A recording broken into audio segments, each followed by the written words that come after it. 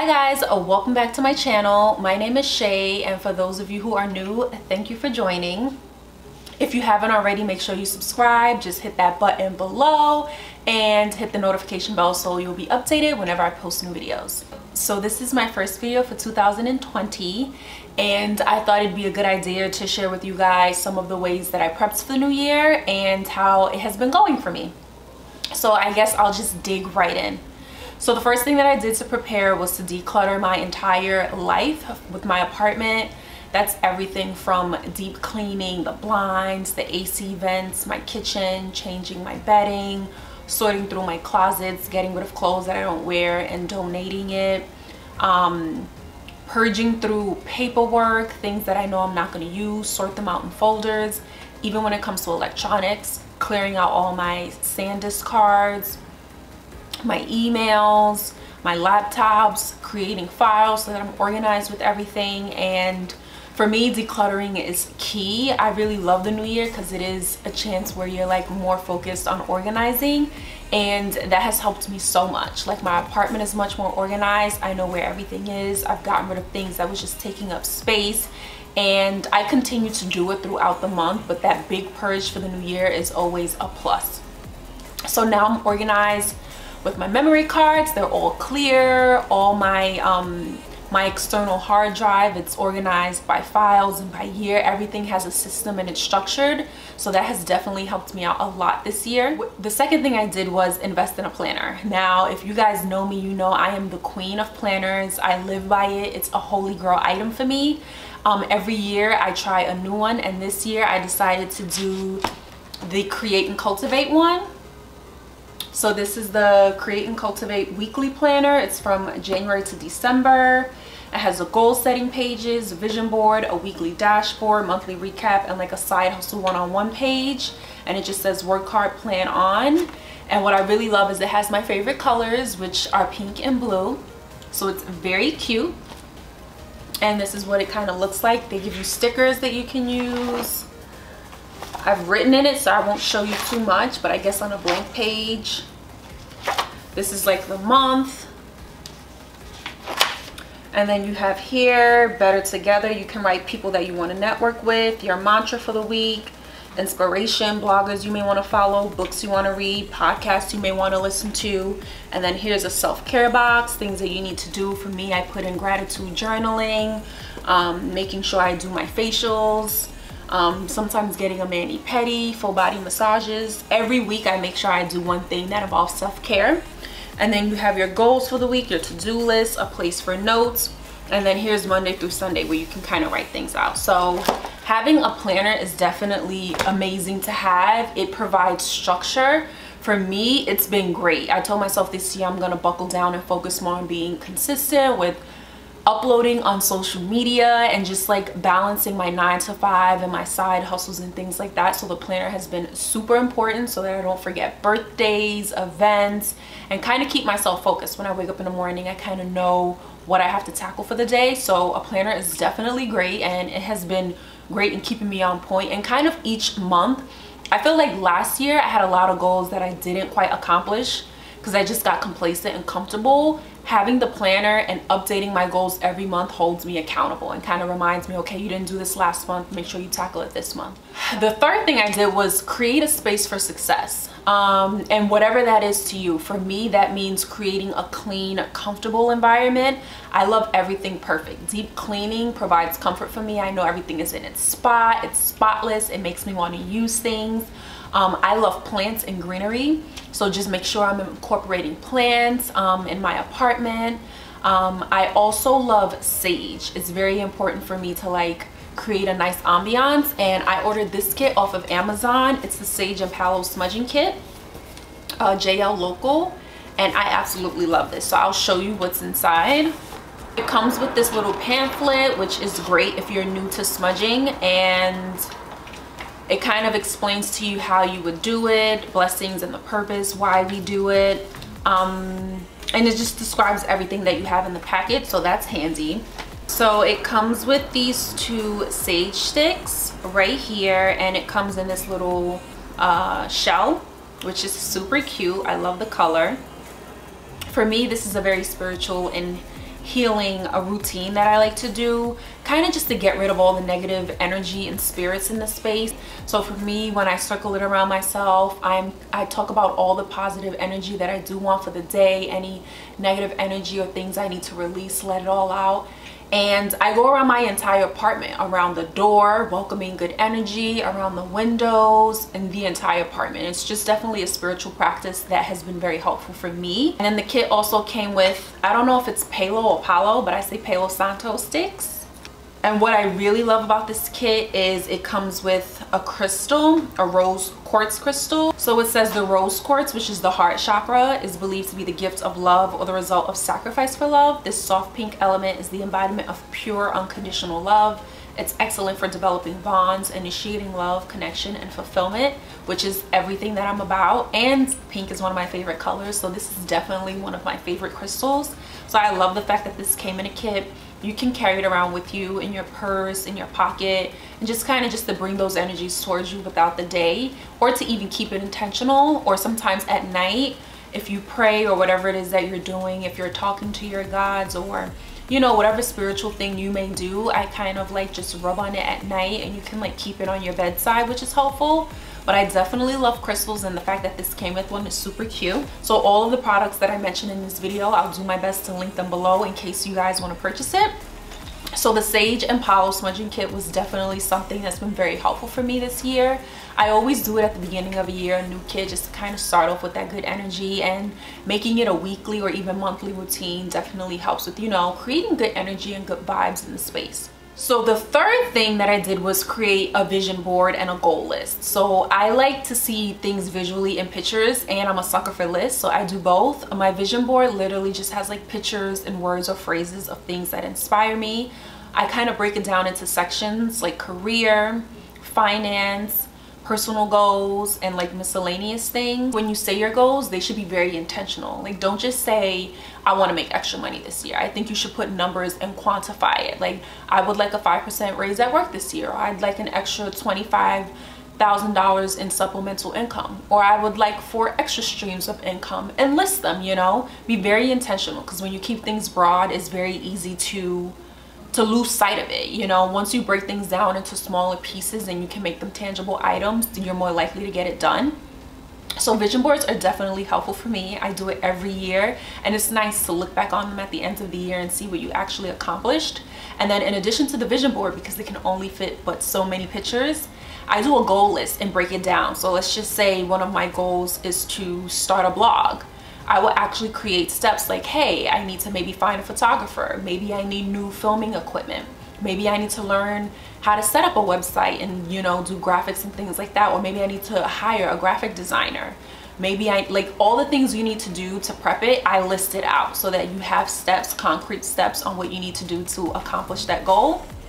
And between the vision board and the goal list, you're kind of equipped with, like, you know, keeping sight of what your goals are for the year. And especially having that vision board, I usually hang it right above my bed, so I wake up to it every day. It keeps you focused on your purpose each day. What are you waking up for? What are you fighting for? What are you working towards? What are your goals? What's your purpose? And making sure you do something each day that aligns with that. So the fifth thing I did was create updated routines. I love morning and nighttime routines. For me personally, I kind of keep it simple, but I really love to get up every day at 5 o'clock, at least Monday through Friday. And I'll spend from 5 to 7, I'll do things that prep me for the day. So that's making a cup of tea, doing a 5 to 10 minute stretch, you know, maybe writing in my journal just to get my thoughts out for the day, and then accomplishing or checking off something on my to-do list. So it could either be, maybe I needed to deep clean my kitchen, maybe I needed to edit a headshot, or maybe I needed to edit a video that needs to go up on Wednesday. Like, I make sure I try to tackle something that's on my to-do list for the week each morning before I go to my 9 to 5. So from 5 to 7, I'm doing that. Or even if it's not, sometimes I'll rotate. Like, if I'm not accomplishing a task and like doing the meditation and like the tea in the morning, I'll make sure I get my workout in. So when I come home at night, I can get the personal work done. So my morning and nighttime routine sometimes switch based on what day of the week it is, but I kind of have designated times from 5 to 7. This is what I do. And then once I get home at night, from 7 to 11, this is what I do. Usually it's going to the gym right after work. If I'm not going to the gym, then I'll have personal things that I'm getting done. But having a set routine really makes things easy. You don't have to spend time lollygagging. Like, it's very easy to like bullshit the time away. And I find that when I have a routine and I know what I have to do, I don't have to think about it and I can just get to it. So it's definitely been helpful. In I find myself, or lately, I've been wasting a lot of time not doing much. Having the routines and sticking to them definitely makes you more efficient with your time. So the sixth thing I did was create budgets and financial habits. I literally thought about how much more money I want to make this year. How am I going to make that money?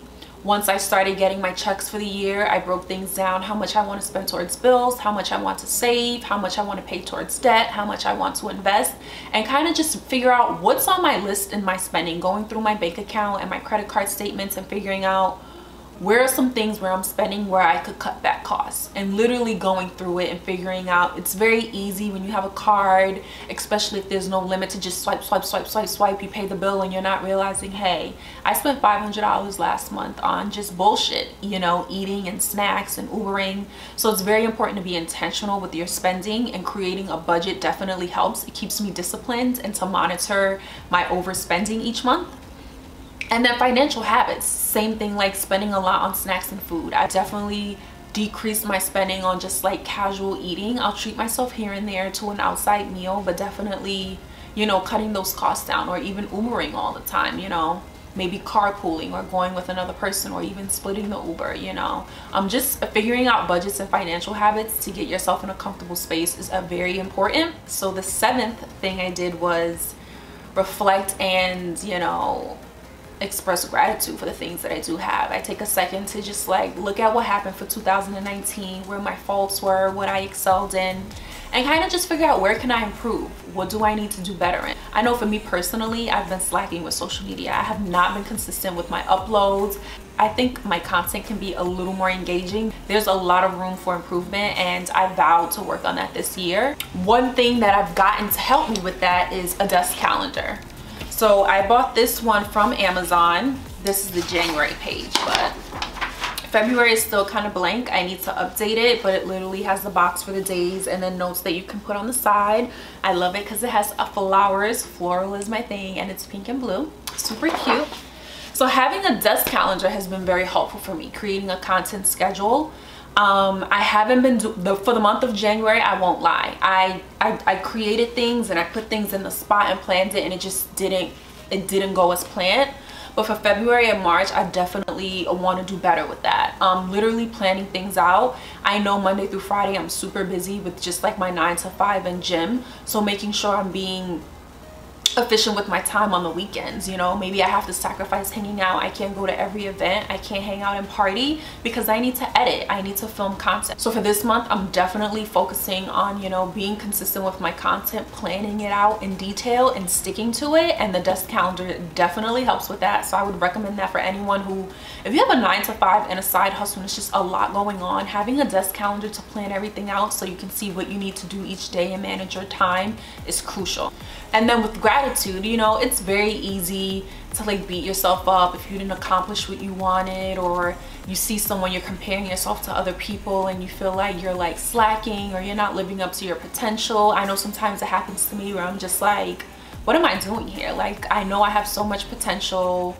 Why am I not using it? Why am I not here? Why am I not there? But it's so important to take time to appreciate the blessings that you do have, to appreciate the roof that you have, living in a safe neighborhood, you know, being comfortable financially, being able to buy something if you want it, being able to travel and experience other cultures, being able to have a family and people who love you. There's just simple joys in life, you know, even being able to be healthy. There are some people who can't even afford to eat healthy, so like little simple things like that I have to take time to express gratitude for. Like, my life is pretty good. No, I may not be where I want to be right now. No, I may not have worked as hard as I could have, but I have to focus on the things that are good, the blessings I do have. Being able to simply wake up is a blessing. So, you know, taking time to be grateful for everything in your life definitely helps with, you know, keeping a positive attitude, which has been very helpful for me this year. And I would definitely recommend you all, if you have a hard time, you know, you're always down, or you feel like you're a little pessimistic, I definitely think taking time to reflect and focus on gratitude is helpful.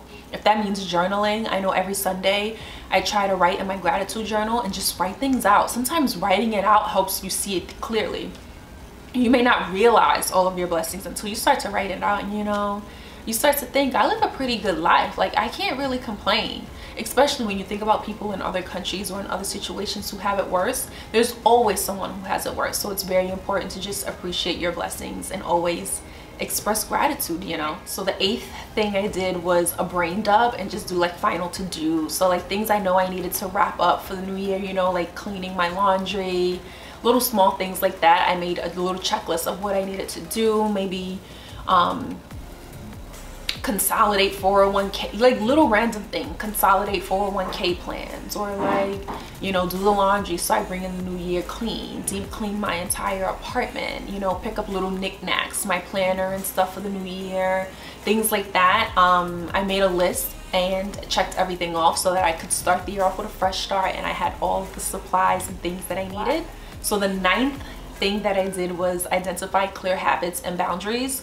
So like finding where I fell short last year and like making it a point that I don't do it again this year. For me, when it comes to relationship, it's like, okay, I'm getting older now, I definitely want to settle down. So making sure I'm not spending a lot of time just dating people who I know don't want the same thing. Creating boundaries in how you treat yourself, learning to say no. I feel like sometimes I always feel like I have to be a part of something, I have to be there, and just knowing sometimes you will miss out because you have work to do, and that's okay, you know. Or sometimes, you know, sometimes it's easy, you want to be there for your friends and loved ones, and sometimes you overextend yourself, but just learning that it's okay to say no sometimes. Like your self-care, you are your own priority. It's no one else's job to make you happy but you, so you have to do what you have to do to take care of you, you know. Sometimes that means canceling on an event. Sometimes that means letting a person down because you can't do this because you feel sick or you don't have the energy. Like your mental health is key, and just setting boundaries in that sense has been very important for me. Creating clear habits. For me, I have a habit, for those who know me, I talk a lot and I can spend hours on the phone daily, and when I look back in retrospect, that's a little bit too much time to be on the phone. Like sometimes I'm neglecting work that could be done. There's just other things that I could have done with the time to be more productive. So for me, one of my habits that I have to break is spending so much time on the phone. It could be learning to say no. Sometimes I always feel like I want to be a part of something, I want to be supportive, you know. FOMO is real. It's like you always want to be there, you want to be in the mix, you don't want to miss out. But if that means sometimes you have to miss out, if that means getting extra work done, building your blog, uploading on YouTube, you know, creating content for Instagram. Sometimes when you have a 9-to-5 and you are working on side hustles, you can't do it all. Something has to give, and sometimes that means missing out on events. And I have learned that that's just going to be something that I'm going to have to adjust to, and I'm working on it. So definitely identifying habits and boundaries has been so important for me, and I've been doing my best to stick to that. The last thing I decided to do was a cleanse and gym membership. So right now I'm currently on the cleanse. The beginning of February I started the parasite cleanse, which is on letsbevegan.com, and it's such a great cleanse. I do it every year. There's a detox tea with herbs and bitters that you take every day before your meals, and you do that for 2 weeks. You're off of the tea for 2 weeks and you're back on the tea for 2 weeks. So in total it's a 6-week process, and throughout the entire 6 weeks you're on a super clean diet. Like literally you can't have bread, you can't have even certain fruit like mango, bananas, things that are high in sugars you can't have. There's no tomatoes. You can have like quinoa and things like that, but there's no black rice. I mean, there's no brown rice or things like that. It's a really strict diet. Like I'm literally eating almost the same things weekly. It's a struggle. You have to find new ways to amp up. You can't have dressings. I can literally have veggies. I can have veggies, berries, all types of berries, papaya, pineapple, nuts, nut butters, seeds, olive oil, coconut oil, and like healthy grains, like I think amaranth and quinoa, things like that. Super strict diet. At work there's so many goodies and it's just food overload. It's very hard for me to say no to things.